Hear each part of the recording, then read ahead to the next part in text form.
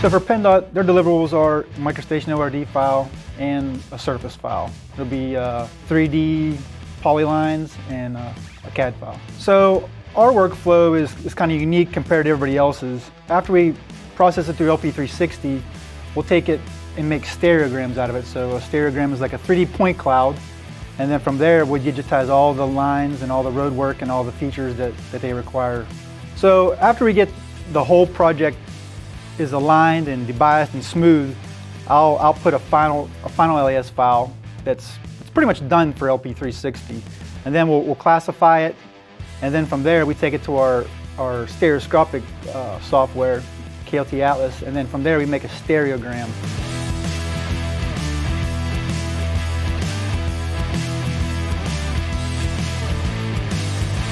So this is every flight just aligned. This is before it's debiased and everything. So then the next step will be we'll add a control.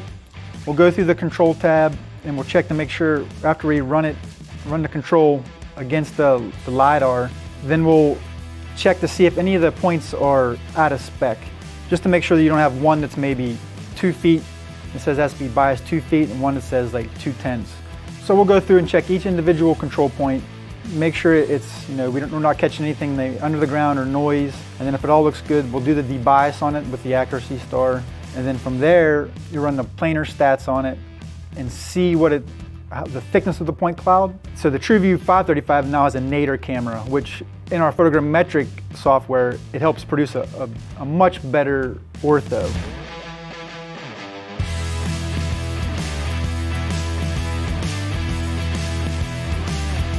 So after we take it out of LP360, we'll take it into our stereogram generation software, which is the KLT Atlas, part of our KLT Atlas package that we have. And it'll create, it looks like an image, but it's actually a point cloud. This is every point that we've classified is inside the stereo instrument. So all these little dots you'll see inside of here are all going to be individual LiDAR points.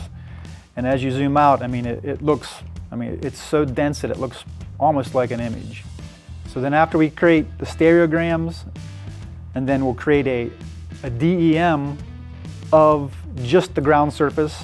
Yeah, so this project worked out really well. The data itself is amazing. With how many points you get, and the detail from the ortho and the point cloud you get.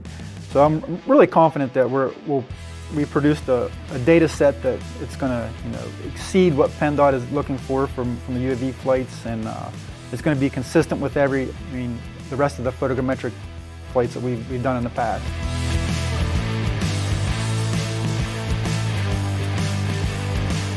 So we actually sent the project to PennDOT, and the project went really well. The residuals that we got off of the TrueView 535 were well within tolerances that we expected.